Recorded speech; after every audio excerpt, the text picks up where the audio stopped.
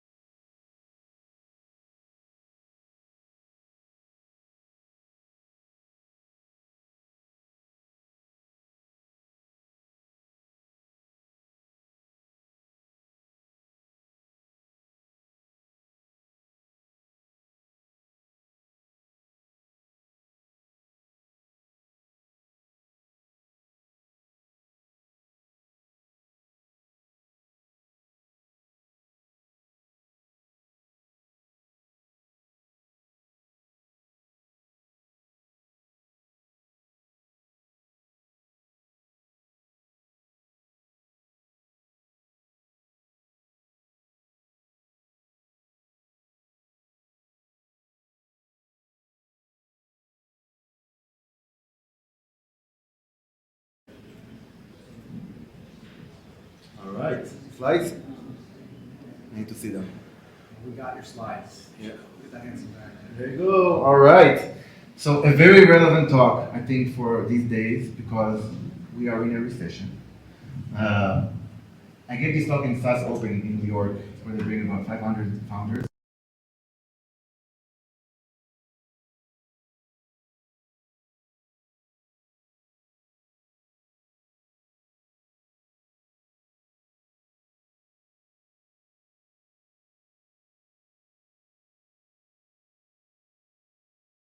It's not theory. All of these things I'm talking about are things I went through and things that worked for me. Of course, not everything is relevant to you, but I think many of them are.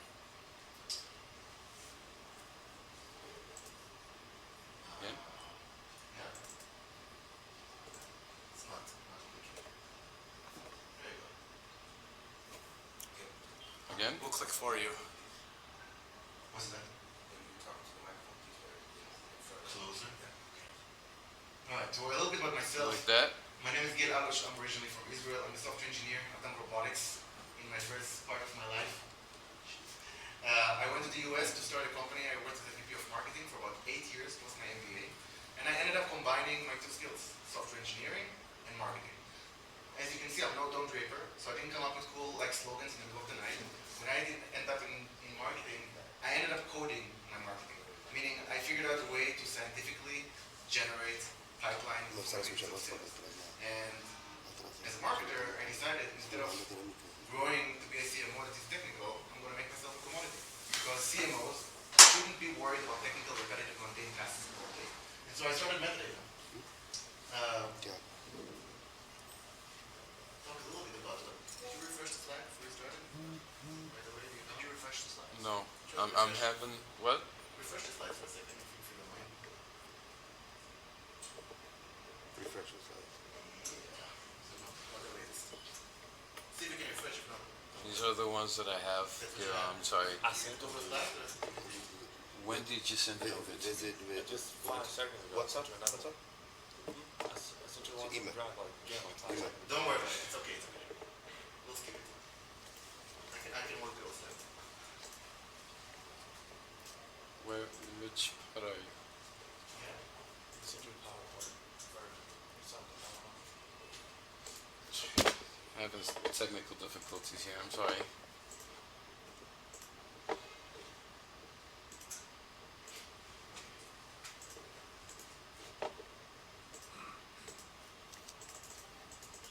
I don't know what's wrong. Don't worry about it. I'm sorry. You can go. Which slide do you want to be The on? same one you had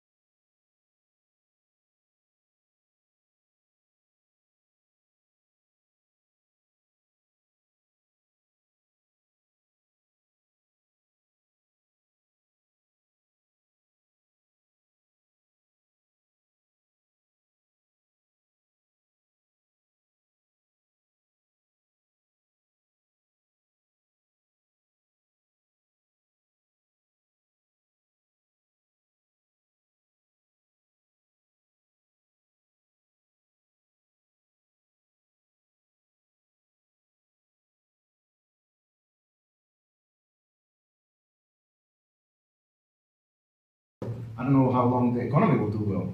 So let's increase the goal from 5 million to 7.5. They said, okay. Next leadership offsite, 3 months later. Hey, we're doing great. Same talk. Can we go more? Okay, let's go from 7 to 10, 10.4.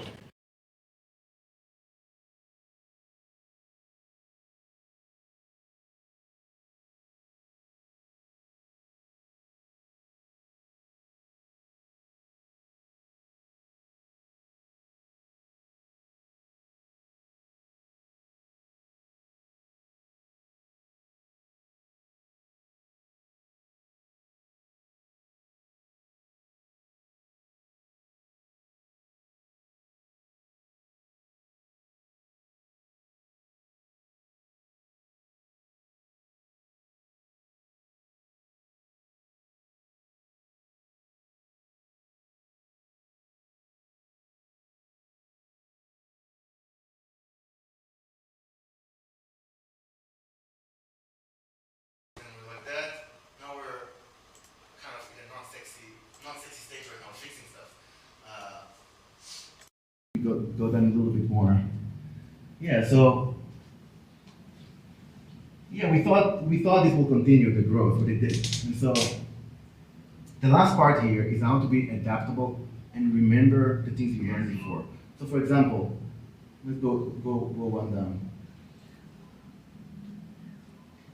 Mhm. So this is the trajectory that the board and everyone was excited about. And if you go down a little bit more, you'll see what actually happened. In the reality, we got stuck. Q1 was going well, Q2 not going well, Q3 not going well. And you know, the definition of insanity is trying to do the same thing and reaching different results. Quickly, as a CEO, as a founder, you have to realize if something's not working, act fast. Don't wait. Everyone's gonna tell you to wait. You know, maybe it will change, it'll all come back. People say in 3 months, maybe. If it did happen, if it will happen, everything comes back to normal or to better, awesome. And if it doesn't, you're fucked. So don't do it. Don't wait. Absolutely don't wait. And so once we realize the economy is going down and we're stuck, go down the slides a little bit more. Yeah, go down. So yeah, so this happened, right? We were stuck. And if you look down, one more slide, all these shit shows happening. Wars, Spotify, bank crashes. And this is the reality. These things actually happen. We had 9 million in the account one day we don't have any cash because Silicon Valley Bank crashed. And so what do you do with all this chaos? Because while all this stuff is happening and your results are going down, the number of employees we had was going up. The burn was going up because my investors are like, you have 40 million in your bank account. You should spend all of it immediately. That's the mindset. And so that is when we stopped. I hit the brakes. I said, look, I understand we have enough runway to possibly survive this, but why? Why would we spend this insane amount of money on a machine that's currently not working? So let's pause, slow down, fix some things, and then go back to it. And so board agreed, although they told me the spectrum of CEOs expect too much to CEOs don't spend enough money. I'm on the other side. But then a month later, they asked me what's my budget cuts program, so take it with a good grain of salt. So, you know, one of my favorite things is the Series B trap, because I was quoted in, I don't know if you know Dave Gerhardt, there's a book, it's called Founder, I forgot the name of the book, but it's a great book about founders using their founder story and, you know, kind of talking their own story online. And one of the things that I like to talk about is the Series B trap. It's basically when you raise a lot of money, they expect you to go like this, and actually something gets fucked in the middle, and you drop that. And because you know, like, you have no success, you can't actually raise more money, you totally stuck. And we didn't maybe fully fall into the trap, but we definitely stumbled upon it, and maybe sprained our ankle. So there are some things that you have to be careful just after you raise your money. First of all, if you see the machine not working, again, don't be ashamed, don't be afraid of cutting, you know? I understand CEOs get criticized by not managing it fast enough and then they are laid off. Sure, we make a shit ton of mistakes all the time, guaranteed. But what's worse than making a mistake is not correcting it. And so, if you are burning too much and the economy is not doing well for you and this is not growing, you have to reduce the burn. And the most important part is to reduce the people. Now, if they tell you things like, hey, wait after, I remember someone told me, it's gonna be taken really bad, it should be after Christmas, and we're talking like August. So now I have to wait 4 months to make a move that I know is right today. And guess what? If I make it in 4 months, I have to cut almost a third more of the people. So no. So I make a decision right away. It's not popular ever, although everyone always tell it was the right one historically. And you're going to cut earlier. The second one, again, same thing, negotiate slower growth. Now you don't have boards, many of you. You're entrepreneurs, your agency, you bootstrap your business. This means negotiate your goal with your own ego. You maybe wanted to grow 2x, calm down. Maybe this year it's not 2x, maybe it's 50%. Maybe you can optimize some of the funnel, some of the other stuff you have going on in your business and use the time now. You have to use the time this year when everything is falling apart to fix your business, to fix things that otherwise you would wait until you grow, until you reach. Do it now. And then, much cheaper to improve revenue with existing customers than with new, right? There is a customer acquisition cost with every new customer, but there is no cap with existing customer. They're already your customer. Call all of them, obsessively. Each and every one of your customers, call them, even if they churn, close lost, even if they told you they're not going to continue, pick up the phone and call them, ideally CEO to CEO, always a win because you get to the truth very quickly. I do that every time there is a shit show, market or company, I go back to customers. Another thing that is very interesting that is happening, as you grow, the number of inefficiencies in your company goes berserk, like crazy. Because you start hiring not only A players, so you start hiring B players. And the B players hire B and C players. And then they do mediocre work. And before you know it, you have many people, or you have some people, who do mediocre work and they're emotionally attached to that work. And so you can't even fix it because they feel so strongly about the work they did, even if it's mediocre. And so you have to realize this is happening when you grow for sure. Every company, it doesn't matter how obsessive about efficiency you are. And so highly recommended to bring in an external person to look at your business, also for yourself. For example, the reason Elion is here in the stage is because I need another set of eyes to look at my business and see all the mistakes I'm making unconsciously. Same way I'm bringing a marketing consultant to look at our funnel, although we're supposed to be expert in it, because guess what? We have a lot of bottlenecks in our funnel. And so you go and bring that other person and you allow them to make some changes, no fear. And then taking advantage, so always offensive modes. You have to remember, always, when you're protecting yourself, just like with martial arts, anything else, you always want to plan the next attack as well. And so you extended your runway, that's great, check, now you have life. What do you do with that life? We actually acquired a company. We don't need too much life, right? When venture, when startup mode, there's a lot of uncertainty. You should embrace that. And so when you have too much certainty, use that cash, whatever it is, maybe some equity, to actually make some moves. M&A, new products, new experiments, perfect time to do those. You can gain market share in a recession like no other time. Because everyone stops investing, everyone stops marketing, everyone stops sales, and you're the one out there who's still showing up. And so let's see some examples actually, if you don't mind going down. So of course, Scott earlier, I think I talked about that enough. So some of the numbers, shifting the culture, optimizing the acquisition funnel significantly. First M&A for us, so we're a Series B company. I didn't think I'll make an acquisition in that stage, but I did. We were able to get a company for a fraction of the price in a different market. Started investing in CS and account management, so customer success and account management was an afterthought for Metadata, not anymore. Now it's at the forefront.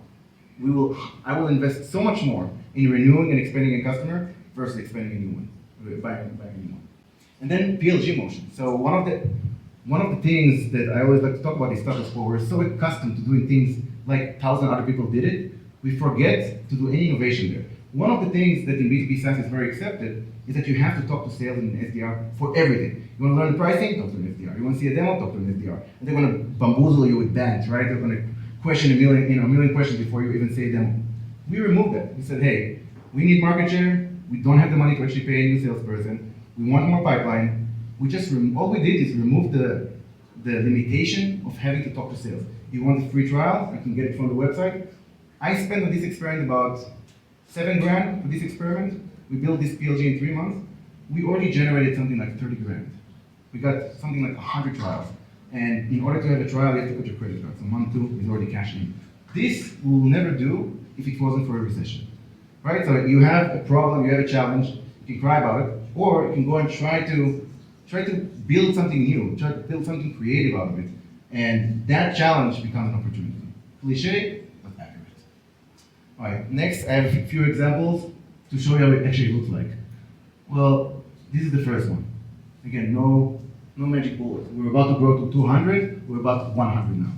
This is not a picture I'm happy about, right? I'd rather be 200 and be at the 50 million ARR, but we're not there. And so I have to realistically adapt the business accordingly. Next one. This is how we go through every experiment. So we run something like 50 experiments any point of time. We go through everything weekly. And what doesn't generate revenue, I don't care about all the vanity metrics in between. Impressions and clicks and CTRs and leads and MQLs, don't give a shit. Money in, money out, what is successful and what is not. Now if you're doing something that you optimize for something else than revenue, it's okay to wait. Like branding, it's cool to wait. But if you're doing lead gen, demand gen, revenue has to be there. Next one. This is the product-led growth. So this is one of my favorite because it's such a small investment and the reward is so big. So you open the floodgates. Now you actually see what the market thinks of you. You either remove the floodgates and there's like nothing. You can hear there's no one cares about your product. And actually sales is the only way for people to ever care. Or you remove the floodgates and suddenly you have 100 people waiting for a trial. Super interesting, fun insights to have. Now guess what? This is going to be one of the biggest change makers for Metanet. That's going to change our business fundamentally because the CAC goes down significantly when you don't have a salesperson.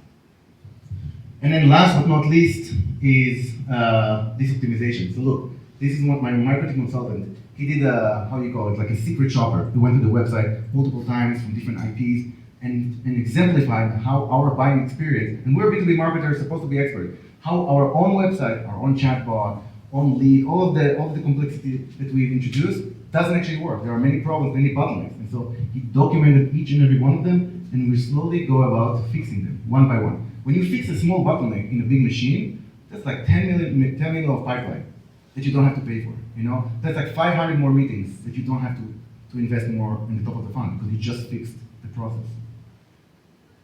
I think the last one is the acquisition, if I'm not mistaken. So this was one of the things I didn't even dream of doing. And we only got to do it because we bought a runway, we had the cash while others didn't, we raised money so we had the equity while others didn't, and we saw an opportunity. And so this is what you do, I think, as an offensive mode when you're struggling. That's it. And you probably got a good deal because you probably Oh, bought it. amazing It deal. was in. Amazing deal. The Fair, situation. but an amazing deal. Thank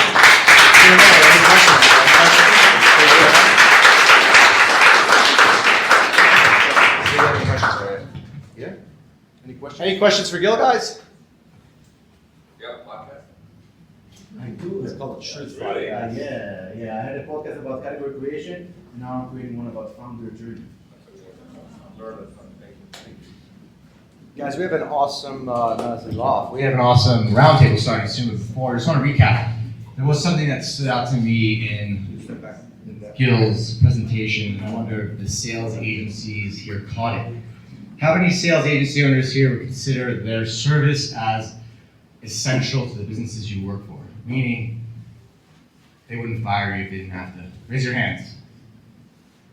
Okay. How many of you feel that a leader who has to preserve cash would cut your service? Raise your hands. Only one. Okay.